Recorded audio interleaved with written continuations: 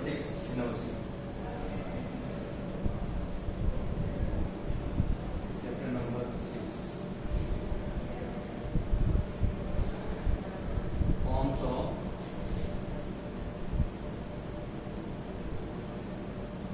business organization.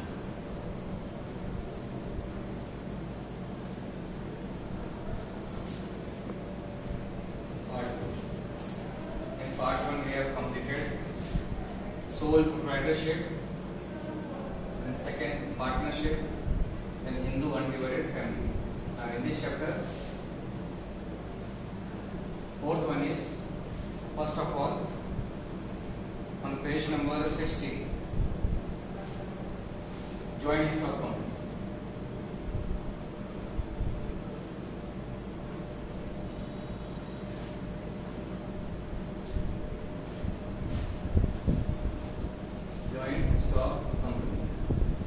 Cooperative society, only definition you have to do, later on you will do only definition, characteristics, then advantages and disadvantages you are not required to do, only and only definition of cooperative society.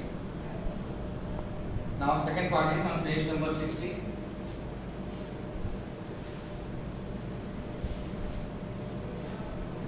Joint stock company means what is company? Already we have done definition of company in CCSP, chapter number 4. Company means any institution which is registered under the Companies Act 2013 or any other former act. Any other former act means a provision of Companies Act 1956. So any institution which is registered, incorporated under provision of Companies Act 2013 or any other former or previous act, that is called company or joint stock company. The definition we have already done. Now once again, meaning and definition of company. Company is an artificial person, we have already done, coming into existence by law with common goal. Common goal means all individuals who are working in the same company, same business units, their objective, their target, their goal is same. So they are working for common objective. That is the objective of company. Company is an art. On page number 60 once again, meaning and definition of company. Company is an artificial, invisible and intangible person in the eyes of law as per the Companies Act 2013. Definition of company is, company means any company, any institution registered under this act or any other former act, that is called company. Now characteristics, meaning we have already done in CCSP number of times. Now characteristics. Characteristics or features or nature, all are same. Characteristics, feature or nature of company. First one is legal personality.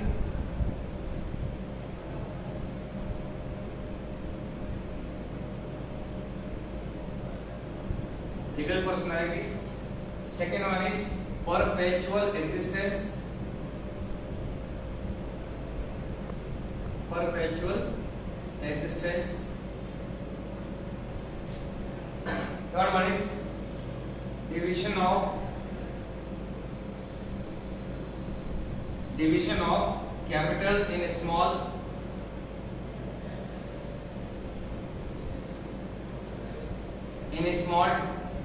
fraction.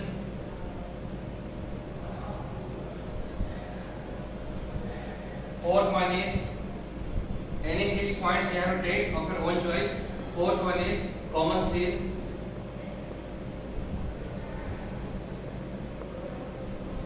And fifth one is easy one. Number of members.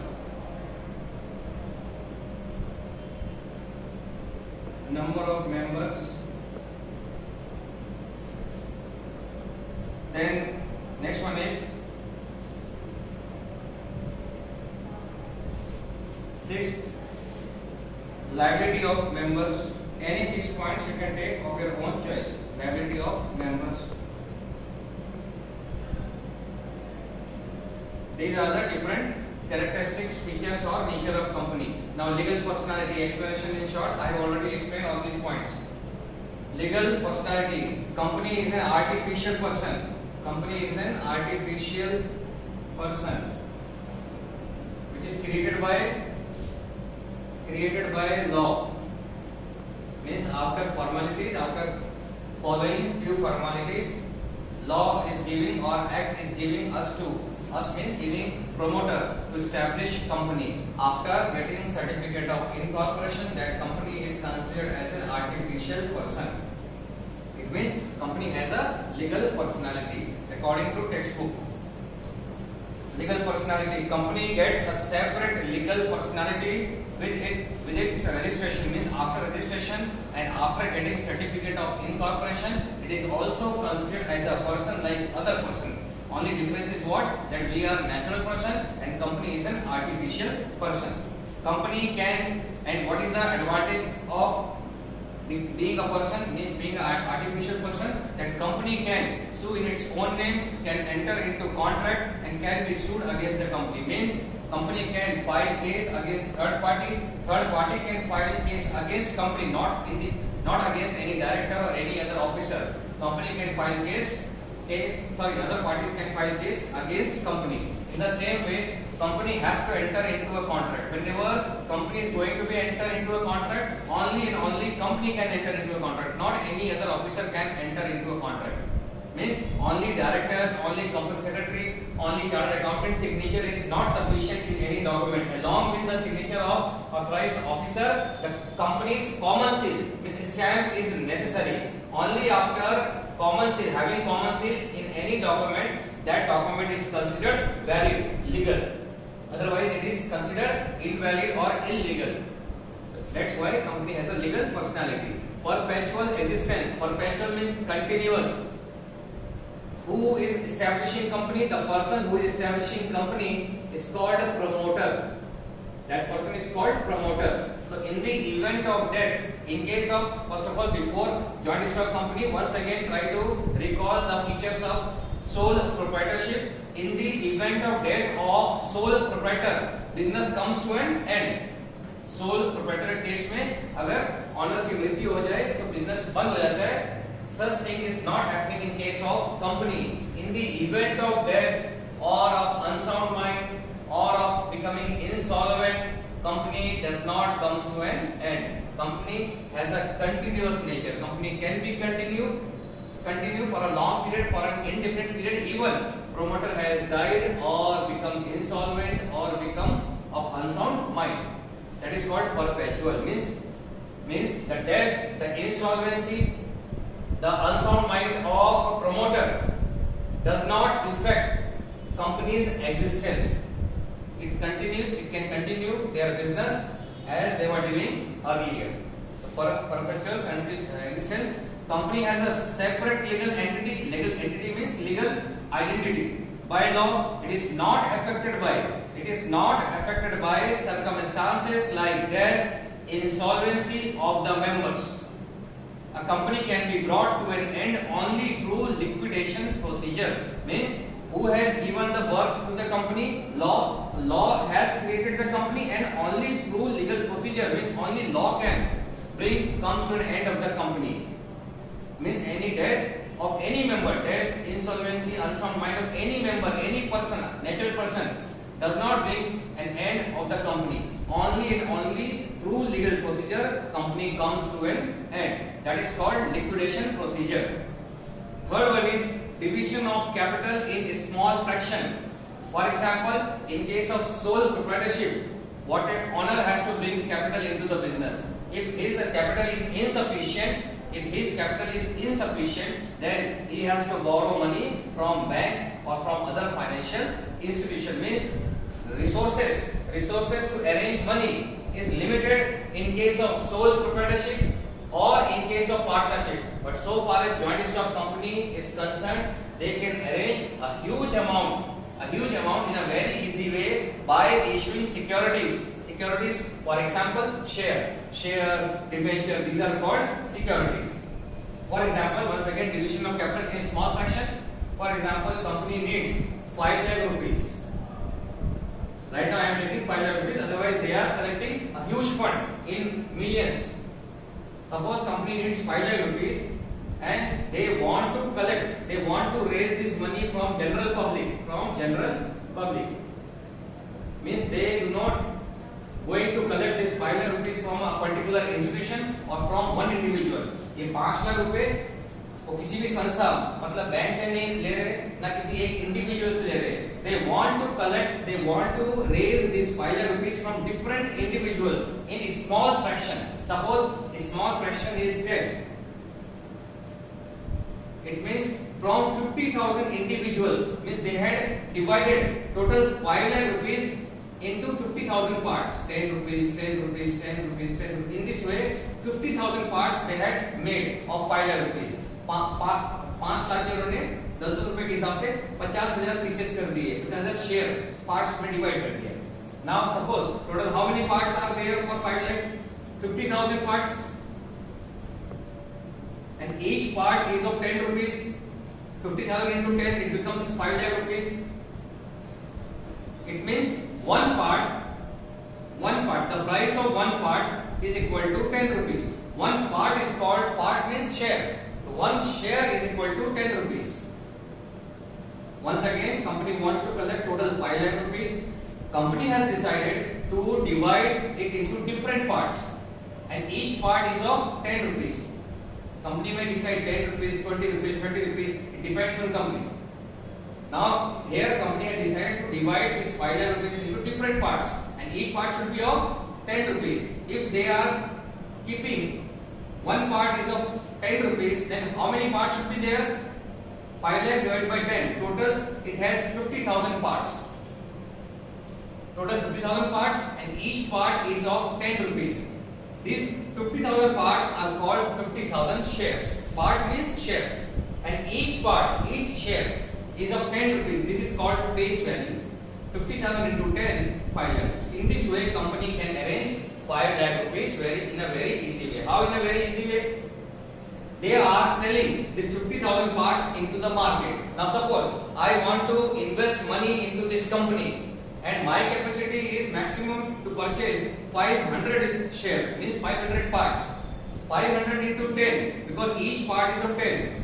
It means I can invest only 5,000 rupees into the company. It means I am giving 5,000 rupees to the company. In the same way, some other person who has more income, he is ready to purchase 1,000 part, means 1,000 share.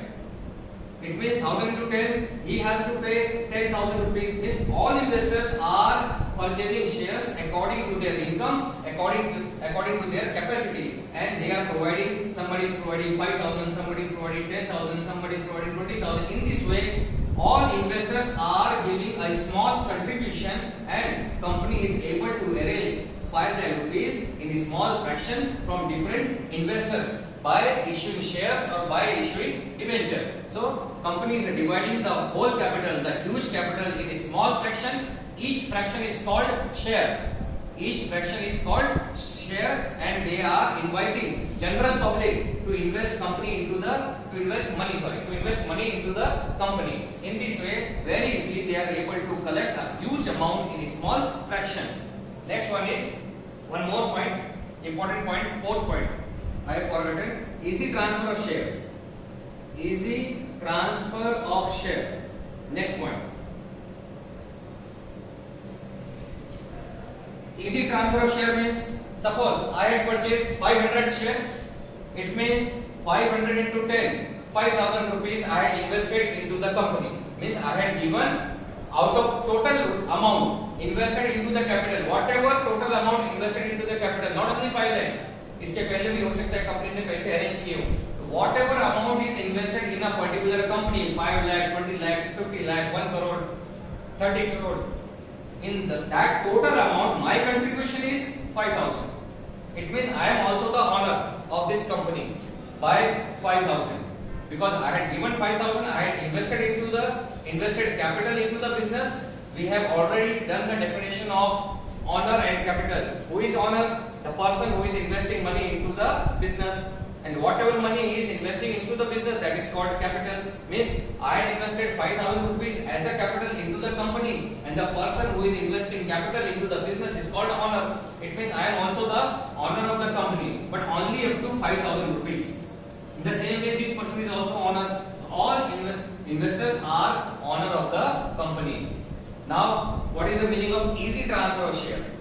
I had purchased 500 shares whose value is of 10 rupees, means total I had invested 5,000 rupees. Now in future, suppose I am passing through, I can pass through a financial crisis in future. I need money. So very easily I can sold 500 shares to some other person, either 500 or sometimes a part of this, out of 500 I can sell 300 shares to some other person. Means very easily we can transfer, we can sell our shares to some other person and receive cash.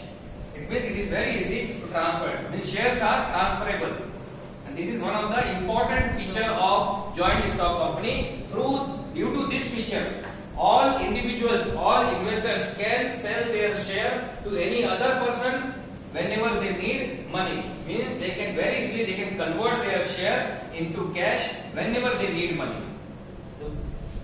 Fourth one is easy transfer of share. Explanation. First of all, division of capital in a small fraction. The capital of company is divided into small parts. Each part is called a share. Company can raise capital funds. Capital fund means money on large scale through the issue of share. Means they can arrange a huge fund by issuing shares in a small fraction. The purchaser of share, the person who purchased share, is called shareholder of the company. And shareholder, because they are investing some money into the business, that's why they are also called owner of the company. Means all shareholders are owner of the company. Next one is easy transfer of share. Point number 4. Shareholder can sell and purchase of the share of company subject to the provision of company and company law, not company and law, provision of the company law. Means any person can purchase share, any person can sell his share any time, but they need to follow the rules and regulation laid down by the Companies Act 2013. According to Companies Act 2013, they have to follow formalities in order to purchase, in order to sell their shares. Fourth, easy transfer of share is completed. Fifth important point, another point, common seal. Common seal. Common seal means in simple language stamp. Because we have already done that company is an artificial person. Company is an artificial person. It has legal personality. That's why any officer of the company cannot enter into the agreement in their own name. Only and only company can enter into the contract, enter into an agreement, because they have common seal. That's why whenever they are entering into any contract, whenever company is entering into any contract, that contract paper or any document must have common seal, means stamp. Without this common seal, such documents are considered invalid or illegal. Means such document has no meaning unless and until it has common seal. That's why common seal is very important for the company in order to enter into a contract, enter into an agreement. Now, common seal. The seal is affixed on the contract, not only contract, any other documents. The seal is affixed on the contract, share certificates, documents, and the day-to-day transaction of the company to express the consent of the company. It means company is showing that we are ready. Company is an artificial person. By putting common seal in any paper, any document, it shows their agreement, it shows their consent that yes, company is ready to accept this contract, company is ready to issue this document. So all documents must have common seal. Without common seal, such documents should be considered null and void, is invalid. Sixth important point or easy point, number of members. Sixth point, number of members.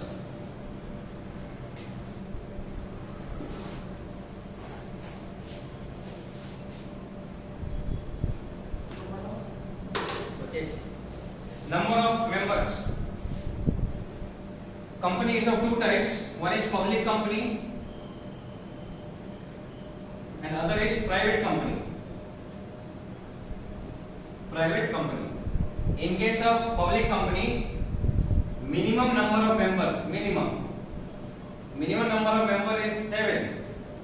Means if members are 6, then public company cannot be incorporated. The public company cannot be established. So in order to become public company, at least or minimum 7 members are needed, and maximum no limit, means unlimited. No limit. Now private company, minimum 2 members must be there and maximum 200. This is maximum. So in case of public company, minimum 7 members are required and maximum, there is no restrictions on maximum number of members. So far as private company is concerned, minimum 2 members are required to establish private company and maximum 200 members.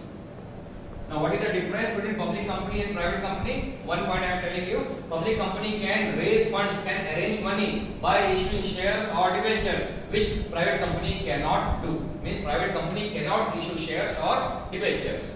So these are the characteristics or features or nature of company. Legal personality, perpetual existence, division of capital in a small fraction, easy transfer of shares, common seal, and number of members. So far as number of members are concerned, in case of public company, minimum 7, maximum there is no restriction, and in case of private company, minimum 2 and maximum 200 members are required.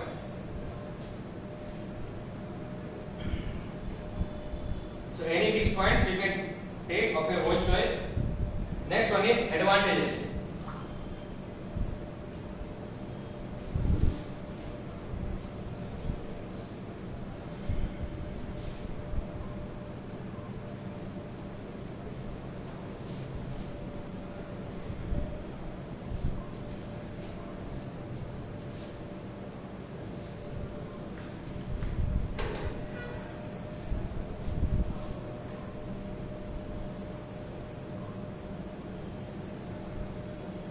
Advantages of joint stock company.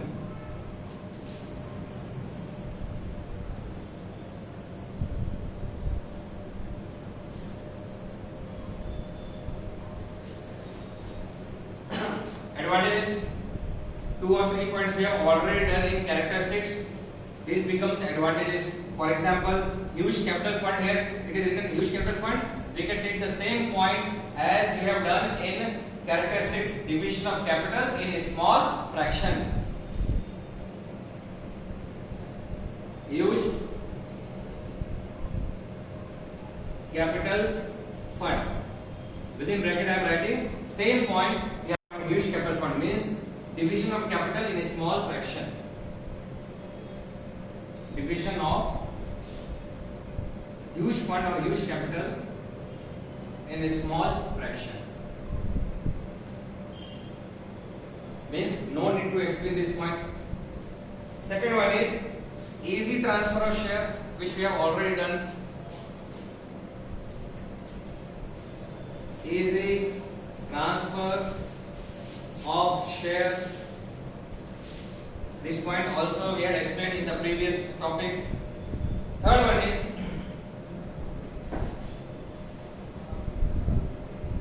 fourth point is given in your textbook, separate identity and perpetual life, means same perpetual existence.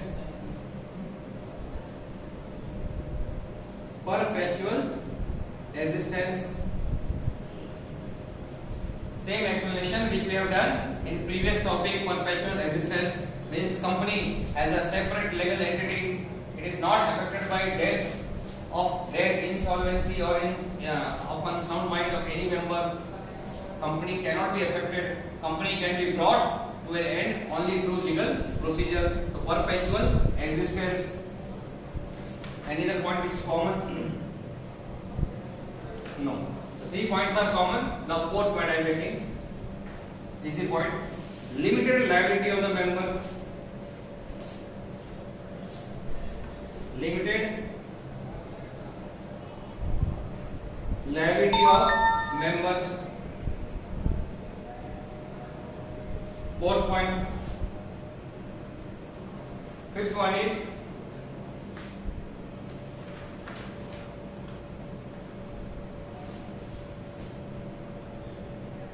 you can do any 6 points of your own choice. It is not compulsory that same points you have to do. Any 6 points you can select so that you can explain in a very easy way in your exam. Efficient management.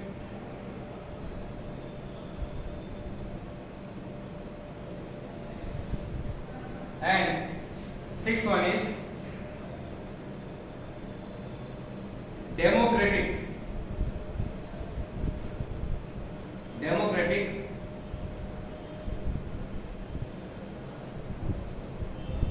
management.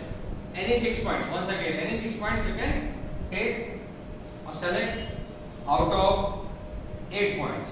These are the advantages. The first 3 points already explained in previous topic. Now comes to fourth point, limited liability of members. In previous topic, I had given an example that out of shares issued by the company, I had purchased how many shares? 500, and each share is of 10 rupees. Means I had invested 5,000 rupees into the company in the form of share. So now I am shareholder of the company. Shareholder is also known as member. There is slight little difference between shareholder and member, but we will discuss later on in 12th standard. Right now, shareholder and member are same. So right now, I am shareholder, or we can say member of the company. Now we are explaining limited liability. My responsibility is only to pay only 5,000 rupees, not more than that. For example, out of 5,000, company is demanding this 5,000 rupees. Sometimes they are demanding this 5,000 rupees from me in different installments. Suppose they are demanding this 5,000 rupees from me in 4 installments: 1250 rupees, 1250 rupees, 1250 rupees, and 1250 rupees. 1,250. In 4 installments, they are demanding 5,000 rupees. Suppose first installment I had paid. After that, what is my liability? My liability is only to pay the remaining installment, which is 3,750. 3,750. If I had paid second installment, it means now my responsibility, my liability is only up to pay 2,500 rupees. So the liability of member is limited up to the amount or value of share purchased by him. The liability of each member is limited up to the value of share purchased by him. He is not required to pay more than that. That is called limited liability of members. Now, according to textbook, point number 3, the liability of member is limited up to the face value of share. Face value means 10 rupees. Up to the face value of share in company limited by share. Company we have already done in SPCC, different types of companies. Companies limited by share, company limited by guarantee. This is about company limited by share. If company is limited by share, then member has to pay only face value 10 rupees. Means suppose they are demanding this 10 rupees in 4 different installments. So I have to pay only total 10 rupees on 500 shares. Means whatever number of shares I have purchased, according to that I have to pay 5,000 rupees.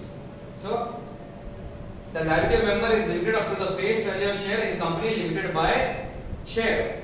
In circumstances of liquidation or winding up the company, they have not to pay more money than the face value of share. If due to any circumstances, due to any reason, company goes to an end, company wounds up, in that case, I am not required to pay more than 5,000. Suppose at the time of liquidation of the company, I had paid only one installment, 1250, 1,250.